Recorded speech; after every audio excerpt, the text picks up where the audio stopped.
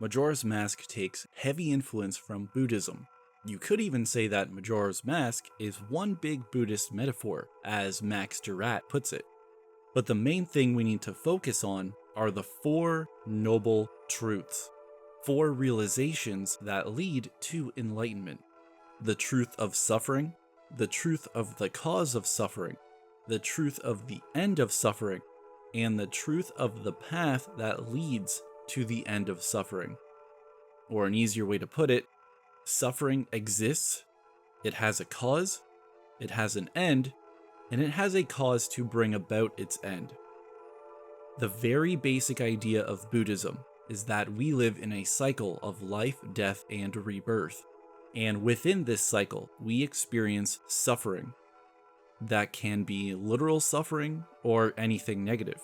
Old age, sickness, death, or other things like anger, sadness, or loss.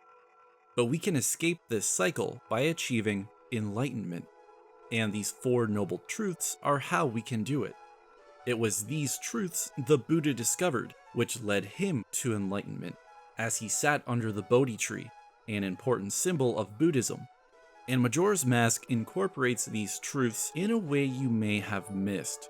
Near the end of the game, Link and Tattle chase Majora's Mask into the moon, and inside we see an endless field and a single lone tree.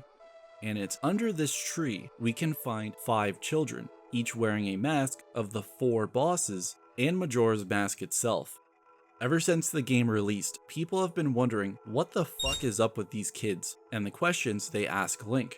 These questions are incredibly important for the theme of this game. These questions are the game's own 4 noble truths. Link begins the game suffering, sad because of Navi leaving at the end of Ocarina of Time.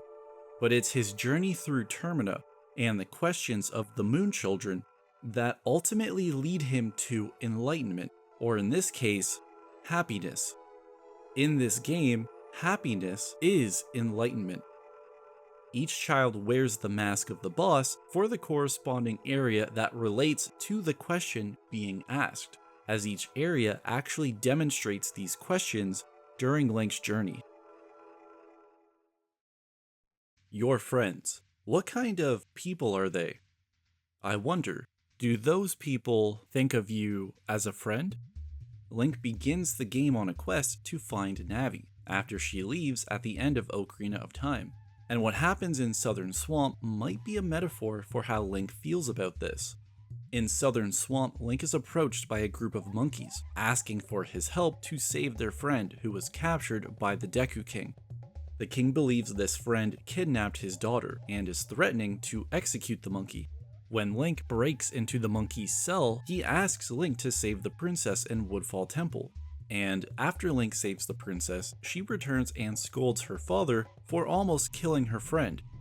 Southern Swamp shows us friendship, the monkeys and the princess caring about each other. Do those people think of you as a friend?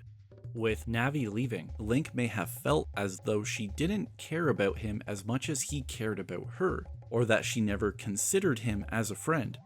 The anger of the Deku King might also suggest that Link is angry at Navi, his initial reaction to his friend seemingly abandoning him. You. What makes you happy? I wonder, what makes you happy? Does it make others happy too?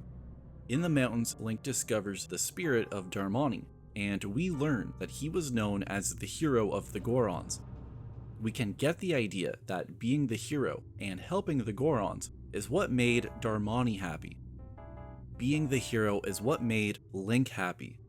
Before, Link had no purpose, and being a Hylian in the Kokiri village, he never had his own fairy either. Because of the events of Ocarina of Time, Link and Navi having to journey together to save Hyrule led to them becoming friends. But Navi may have known that once Hyrule was saved, she'd have to leave. What makes you happy? Does it make others happy too? Being together on this heroic journey, saving Hyrule with his friend, is what made Link happy. but it may have been the opposite for Navi. The right thing. What is it? I wonder, if you do the right thing, does it really make everybody happy? In the Great Bay, Lulu the Zora singer had lost her voice and had her eggs stolen by pirates. In addition, her friend Macau had gone missing, Lulu unaware that he'd died trying to recover the eggs and make her happy. Macau set out to recover the eggs, but he ended up being overwhelmed by the pirates. He tried to do the right thing, but his disappearance led to the worry of his bandmates and friends. I'm not saying he shouldn't have gone to save the eggs, but in this case, trying to do the right thing did not end well for Macau. If you do the right thing, does it really make everybody happy? In Ocarina of Time, Link and Navi save Hyrule. They do the right thing, but in the end, Navi still left. There's lots of existing theories why, but whatever the case, saving Hyrule, doing the right thing, rewarded Link with the sadness of his friend leaving him. Your true face. What kind of face is it? I wonder, the face under the mask, is that your true face? In Akana Canyon, the answer is acceptance. After defeating the Akana warriors and the king himself, we see these warriors bickering and blaming each other. But it's the king of Akana who explains that this infighting between themselves was the cause of the fall of their kingdom. By not believing in their friends and forgiving them for their failures, eventually they caused their own destruction. The face under the mask, is that your true face? Link's quest to find Navi is interrupted by the Skull Kid and the dilemma of Termina, and finding himself in a land in need, Link must put aside his sadness and don the mask of the hero, because there are more immediate problems than how he feels. As he journeys through Termina, defeating enemies and saving the people, he's avoiding these feelings. But the only way he can ever achieve happiness is to accept that he is sad. That under the mask of the hero of time, there is the face of a boy who lost his friend. And it's only through this acceptance that he can find the path to happiness.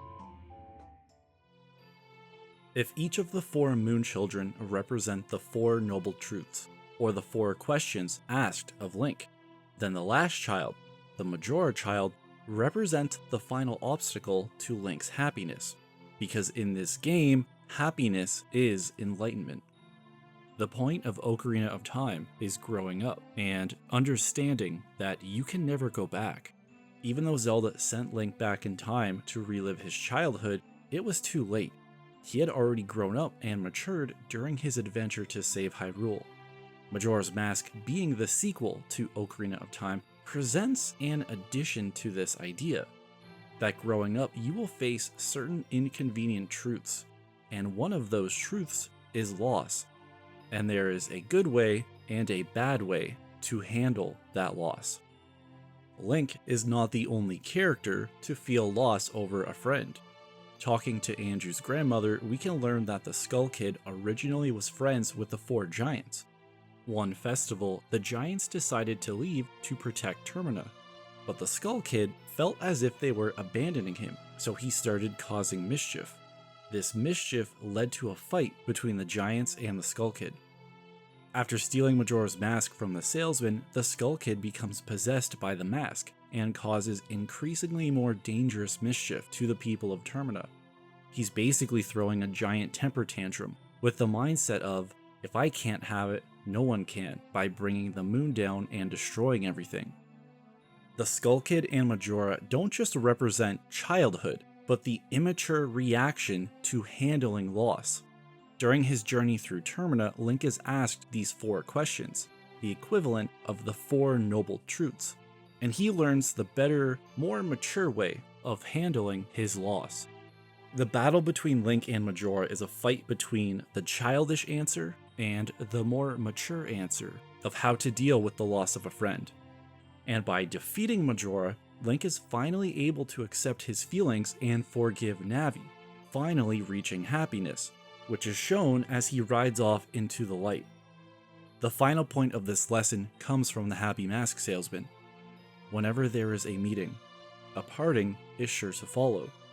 However, that parting need not last forever. Whether a parting be forever or merely for a short time, that is up to you. With the Skull Kid, this lesson is obvious. It's up to him to decide when to fix things with his friends, the four giants.